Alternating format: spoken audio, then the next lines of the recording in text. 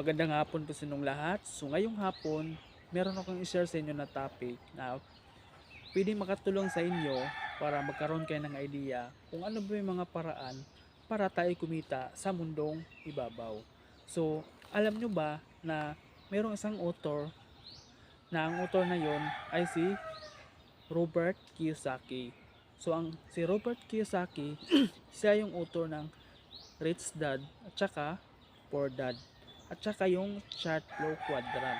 Alam nyo ba na sabi niya merong apat na paraan talaga na bilong na pwede tayong kumita ng pera sa mundo. Number one option is yung pagiging empleyado. So number one na paraan para kumita tayo ng pera sa mundo ay yung pagiging empleyado. So sa empleyado, expect ka na yung duty mo is 8 hours a day or meron kang overtime araw-araw depende sa company na tinatrabahuan mo. So, employee. So, sa employee, limitado lang yung oras natin. Tsaka, fix lang yung kinikita natin sa pang araw-araw natin na trabaho. Kasi, limited lang yung kita natin.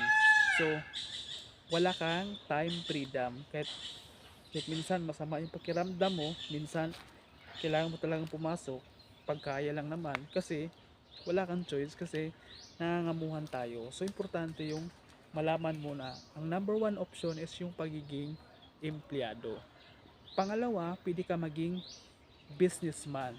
So ang pagiging businessman, meron kang time freedom. Pero depende pa rin kung anong klaseng business yung pinapasok mo. Kasi may mga opportunity na business na wala ka rin masyadong time freedom kasi nakaka-stress naman yung negosyo na pinapasok mo.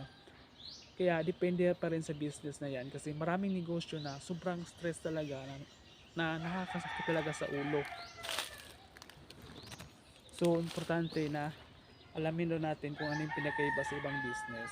So yung business na yan, ang kagandahan lang talaga sa business kasi pwede kang kumita ng unlimited income. Unlike talaga sa employment, kahit anong sipag tiyaga natin, hanggang dyan lang talaga yan. Pag sinabi ng boss natin na 10,000 lang, yan lang talaga ang pwede natin kitain.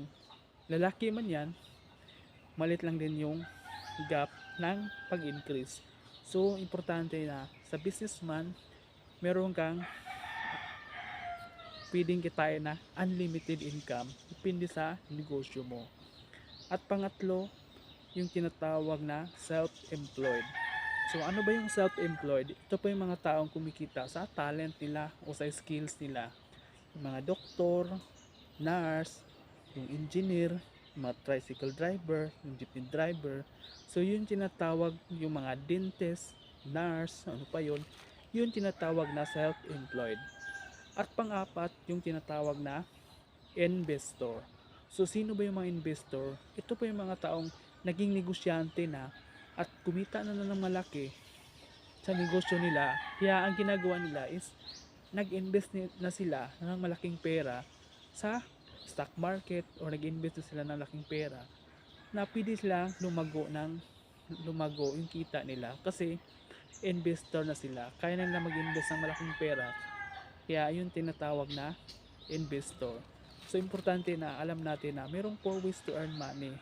So nasa atin na kasi yan. Kung tutuusin, marami naman talagang opsyon. Pero specific lang yun na apat bilong. So negosyo, self-employed, tsaka investor. So yun lang po. Maraming salamat po.